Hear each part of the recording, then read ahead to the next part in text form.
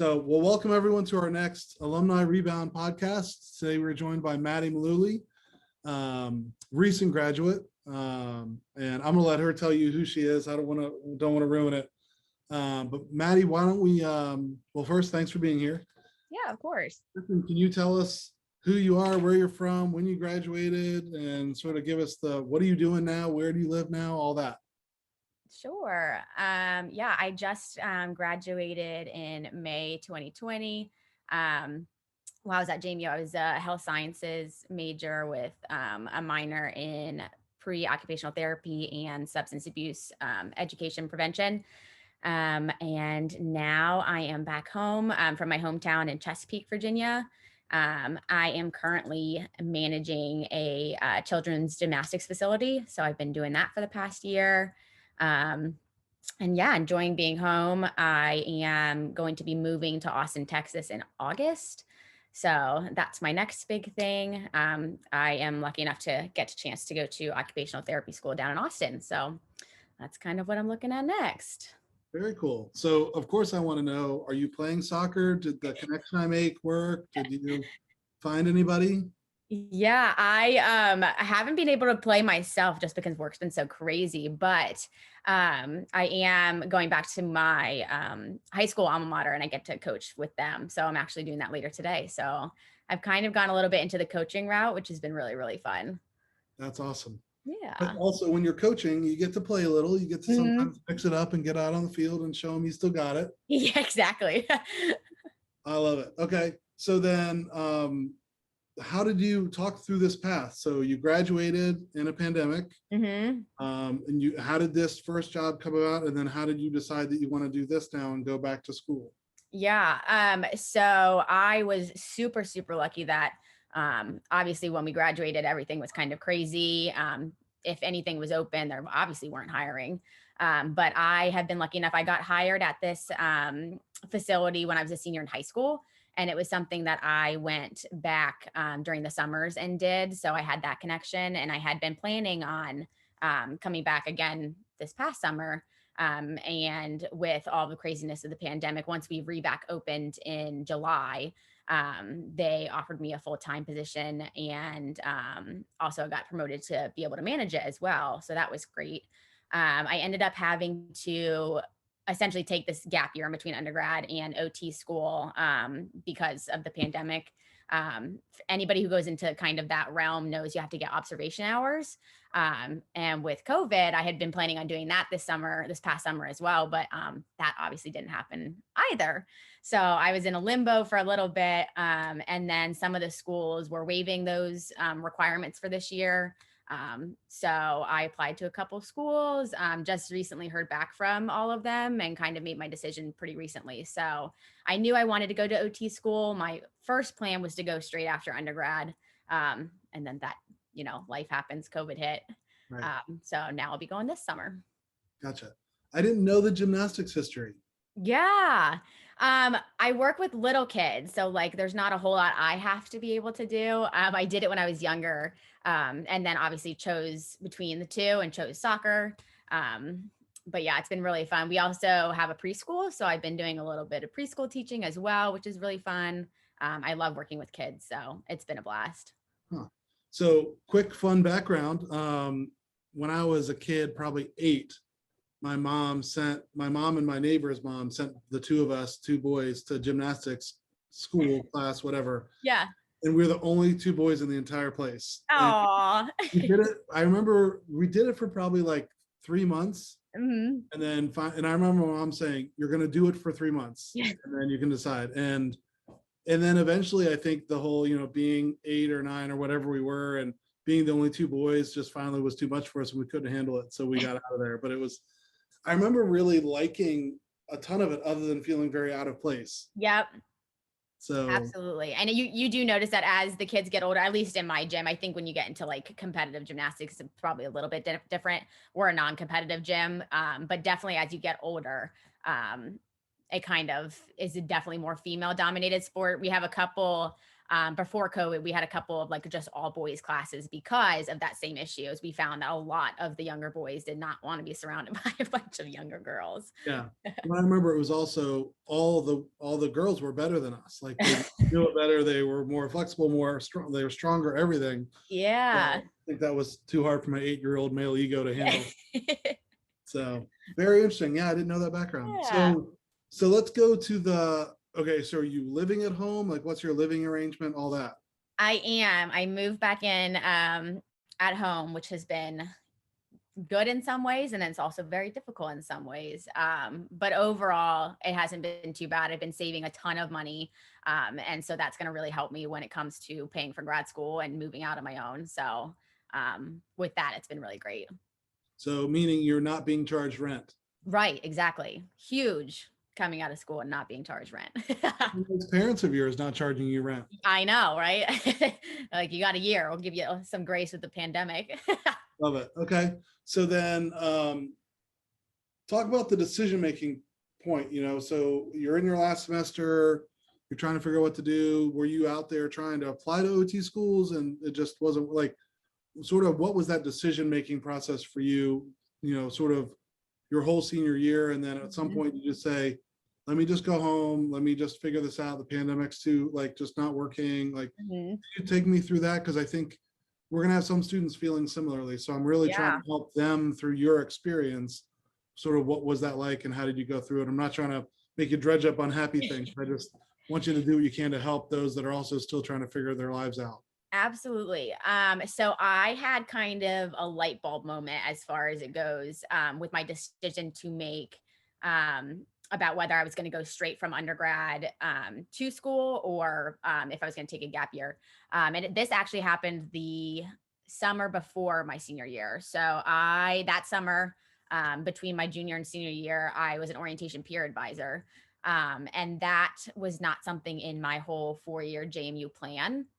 I was a first year orientation guide, so I was a frog. And I really ended up loving that. So my whole plan was I was going to do the frog thing my sophomore year.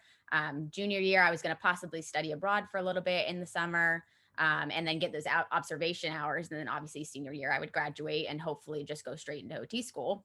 Once I got the orientation peer advisor job, that was a whole summer commitment. So there was no longer time for me to get my observation hours in. So I had finished my summer doing that job and it was an experience that was one of my favorite.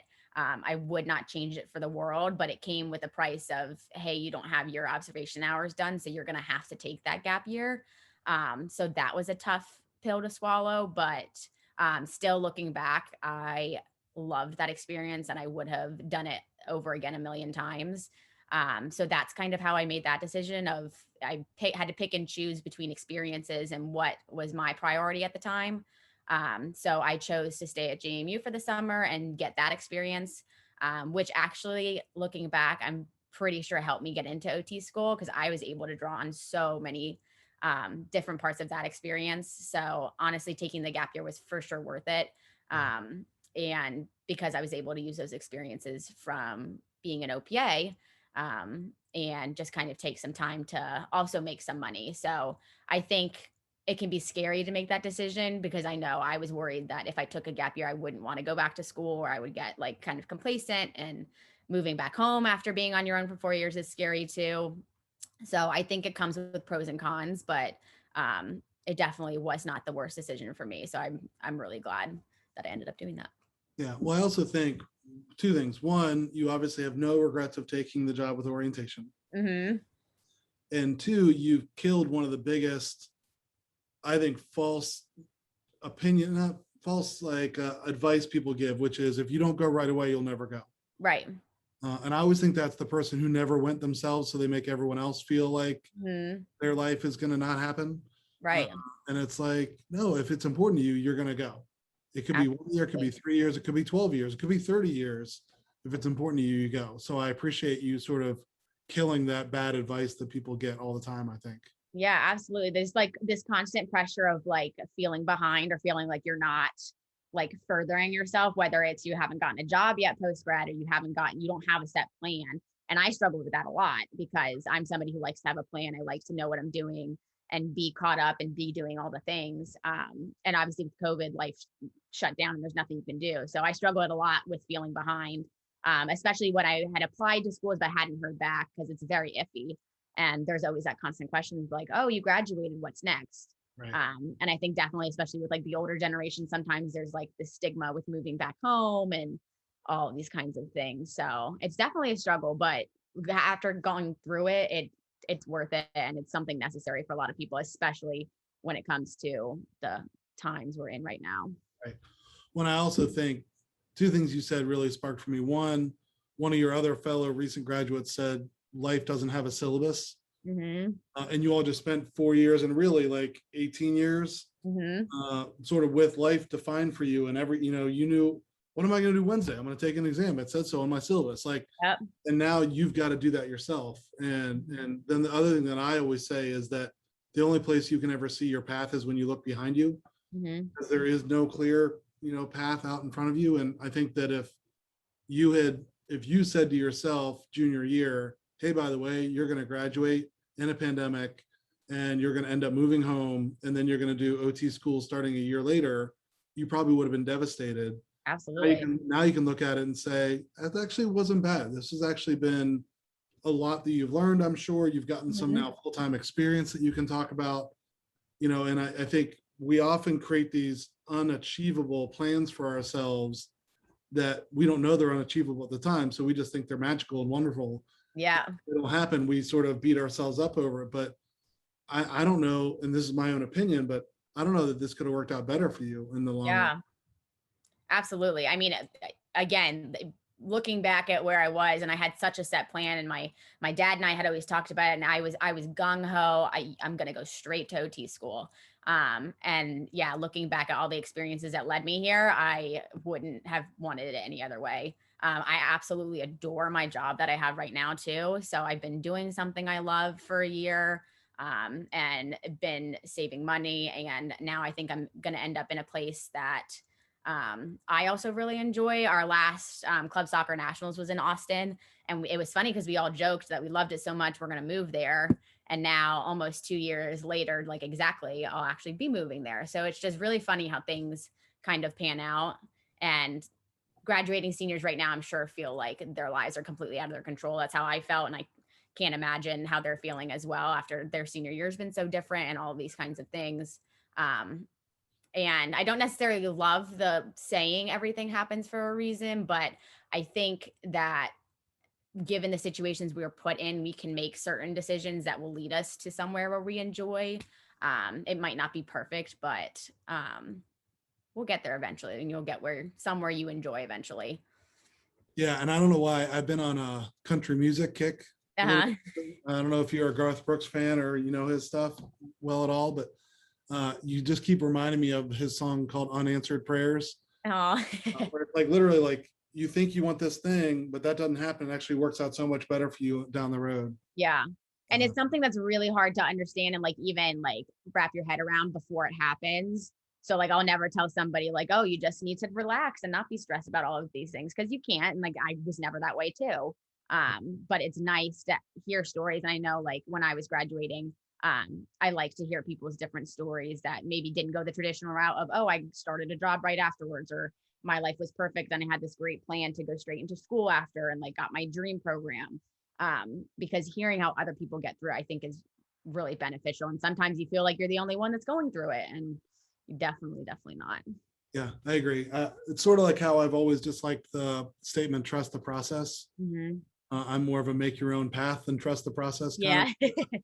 I think there are a few processes out there that can be trusted, but in general, I think you got to make your own path and stop trying to compare to everybody else, but just live your own sort of path in your own life. So, so I know you've been home, but can you talk about money? Can you talk about how you manage money, how you sort of handle that? Sounds like you've also done some savings. So do you mind sharing a little bit about how you've saved? And I don't want every parent to say I'm saying to everybody, move home with your parents, but sounds like you have saved to help you with the next stage. So talk about money, how you managed it, how maybe you didn't manage it, just how money has worked for you this year. Yeah, absolutely. So my dad and I have this conversation all the time, and we have spreadsheets laying it all out, all kinds of crazy stuff. Just trying to plan out how I'm going to pay for undergrad and then eventually, post grad, and then eventually once I graduate OT school, kind of like what my debt looks like, all that kind of stuff. So trying to plan it out the best I can. What I have been doing, as far as since I have a full-time job and I'm making a lot of money and then not spending a lot of money. The great thing about moving home is there's a little bit less of a temptation to like go do all these crazy things. And also the pandemic helped with that because we were staying home most of the time. So the pandemic blessing is something that my parents and my aunt and uncle say, like something positive that's come out of this whole situation, is that I have been able to save a lot. So essentially what I do is I keep my checking account at a couple $100s, and I can use that for things that I need. If I need to go get groceries, if I need to get gas, that kind of stuff. And the rest of all of my paycheck goes into savings. So essentially every month I'll have a couple $100s in my checking and I can do with that what I will. The goal is to kind of keep it close to like 400 or 500. And then when I get paid again, there's less I have to put in checking and then more that goes into savings, if that makes sense. So my dad and I kind of talked that out together when I first moved home. And I was asking him because I wasn't really sure. I was like, listen, how much money should I have in my checking account? And I ended up having more than he thought I even needed. And he ended up being right.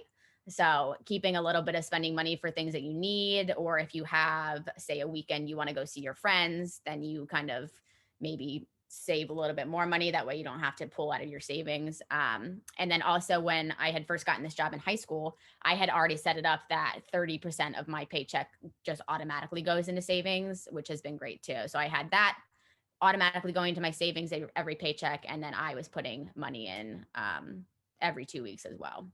Gotcha. So at this point, there's nothing into like retirement or IRAs or anything like that yet? No, but that is on my list of things I really, really want to be doing. I was talking with one of my other friends. She's a JMU grad as well. And she just opened up a Roth IRA to start with retirement stuff. So that is on my list of things to do before I leave for Austin. But I haven't done it yet. Yeah. I'll do a quick aside for you and for everybody. My dad was like all into that. My dad was an accountant. And he showed me this spreadsheet that showed $2,000 put in when I was 21, and then $2,000 every year after that, because that used to be the maximum you could put in. And the $2,000 that you put in at 21 became $1 million when you were 65 years old. Wow. 2,000 you put in 22 was only $900,000. And then every year, because it compounds every year. So the more you put in earlier, and I know everyone's like, I don't have the money to put in. I'm like, right, but I know it's crazy to think about 65 or 70 years old. Right. It literally becomes 6 figures plus if you put it in right now, and it becomes low 6 figures when you put in 5 years from now, and then 5 figures when you put it in, whatever. So it is a good thing. I know people want to save too, but my dad always said, pay yourself first. And he's like, you pay your retirement first, then your savings, then your day-to-day. Yes, absolutely. So, well, it sounds like you're doing great. On my list of things to get done. Yeah, no, it's a good thing. And again, for you right now, if you've got some in savings, you can always drop some of that in there, because it's gonna be harder to do once you're in grad school. Absolutely. Yeah. Be there. So, Maddie, talk to me about any sort of regrets, mistakes, things you're like, oh, really kind of blew that one, sort of post graduation. Anything that you wish you had done differently or learned from, or anything? After I graduated? Yeah. Let's see. I think if I had to say do anything differently, especially if you're moving home, kind of making sure that you have your own routine. So this kind of is back before my job opened back up with COVID going on. So there was like a 2-ish month period that I was home, didn't have a job because we hadn't opened back up yet. But I had graduated. So it was like this 2-month period. And at that point, like feelings of sadness because you didn't actually graduate were still kind of there, and like moving back home and this not being what I wanted. But I didn't really set myself up with a routine. I just kind of like, my mom's my best friend, but I just kind of hung out with my mom all the time and like didn't do anything outside of the house. Yeah. And I was like going insane. And it makes sense looking back because I had just come from 4 years of having my own routine, doing things kind of on my own.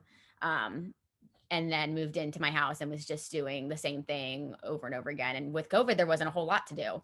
Right. But even if you can make your own routine, if you don't have a lot going on, going out for a walk by yourself or finding things that you enjoy doing for you and only with you is really, really helpful. Because everybody knows that when you move back home, even if you visit back home, the dynamics are a little bit different and it can be hard. And it's definitely not sunshine and rainbows all the time, but making sure that you have time for yourself, especially if you are moving back home, is really great. And that I found got significantly better when my job opened back up because I was out of the house doing something that I loved a lot. And it did wonders for myself and also my family members because we were getting on each other's nerves.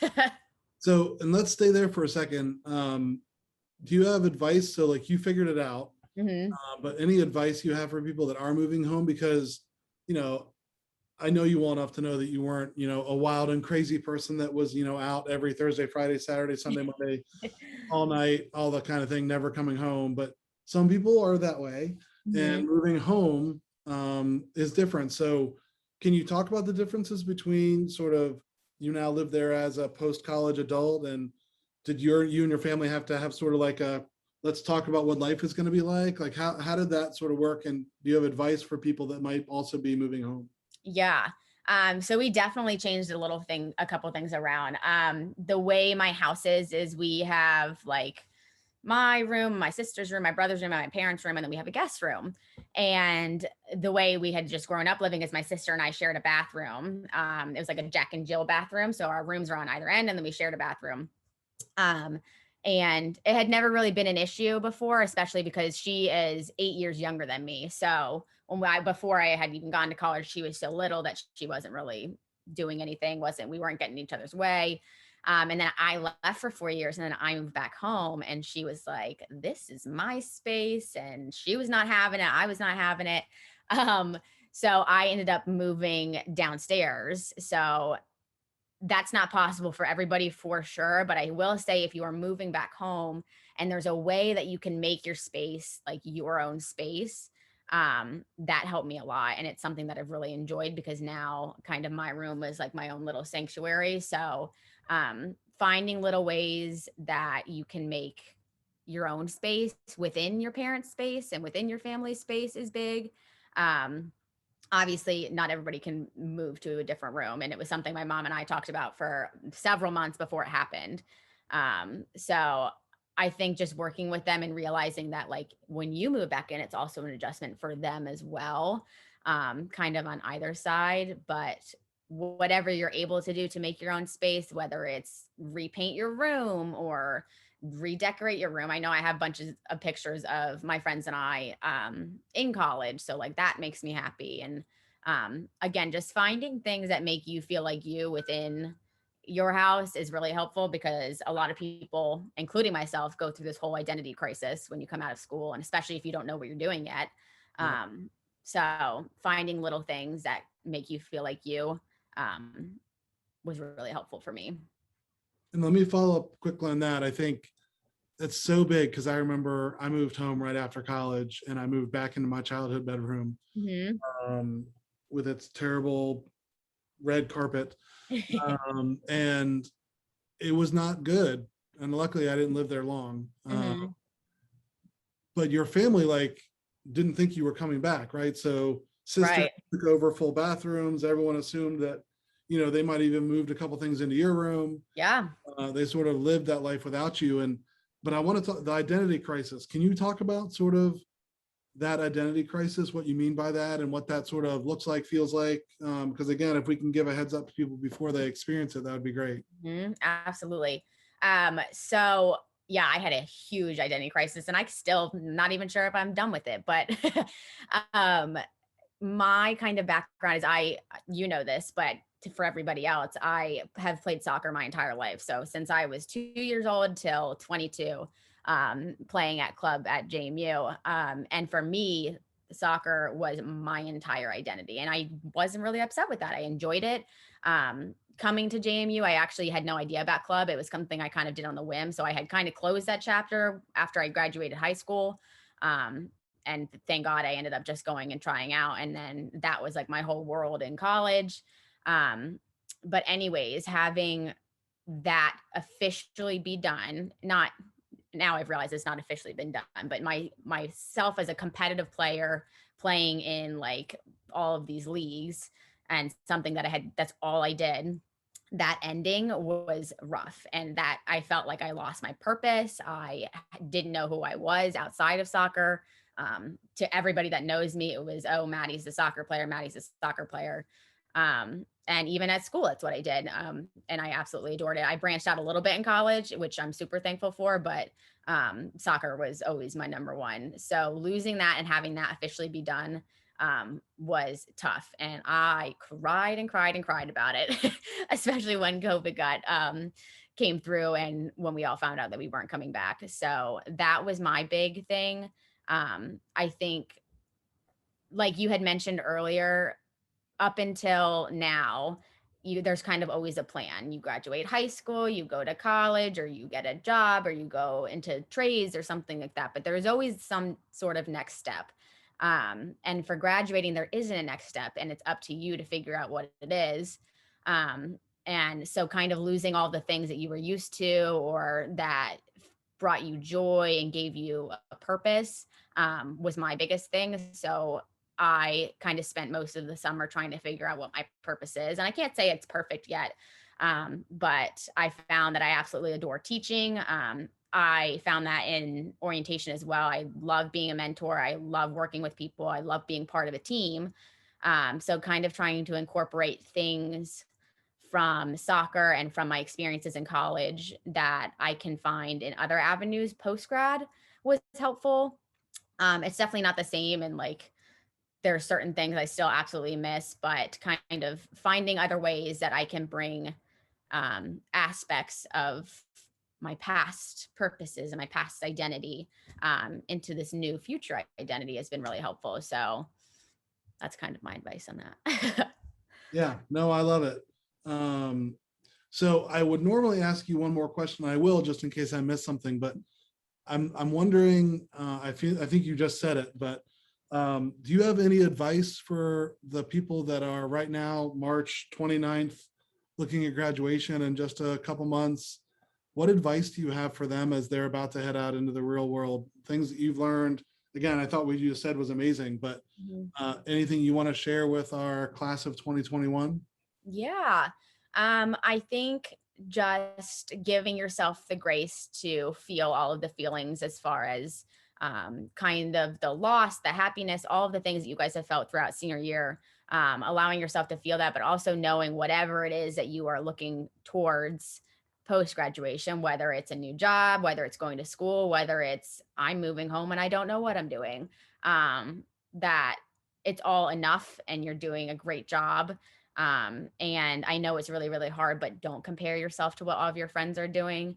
I'm sure there'll still always be a little bit of that, but kind of, I promise that you're doing enough and everything will slowly work itself out. So just find some ways to enjoy your last couple months, spend time with the people that you love. And yeah, it'll all be okay. Everything will be good. Yeah, that's so good. Because it's funny. One of the things I've always heard, oh, you need to be patient. And I don't buy into that. I think you need to be persistent, but then you have to give yourself grace. Yep. It's not the same as patient, because to me, patience means sit around and wait. Yep. And when I think about your story you shared today, it's a story of persistence. You didn't just sit back and hang out at your parents' house and say, I guess everything will work out. Let me just get some DoorDash. Like, you work towards it and you realized, oh, wait, it's not exactly this road I thought it was going to be. And who I thought I was is still who I am, but that's going to adjust and change and evolve over time. You have to keep going. Just keep pushing, keep looking for things that find you joy. Maybe originally what you thought you were going to do isn't what you're going to do. And that's okay. Because at the end of the day, you want to work towards something that's going to bring you joy and bring you happiness. So if you don't think that that's what your current plan is, then don't be afraid to plan and switch things around. Yeah, no, you're giving me a Nemo moment here with just keep swimming here. I know. Well, Maddie, thanks so much. I'm sure everyone will love hearing this. I'm sure a lot of the people that have known you are excited to hear what you have to say and are excited about your story, your history, but then also your future, and appreciate you sharing that with us today. Yeah, absolutely. Thank you so much for having me. No problem. We'll talk to you soon. Take care. All righty. Bye.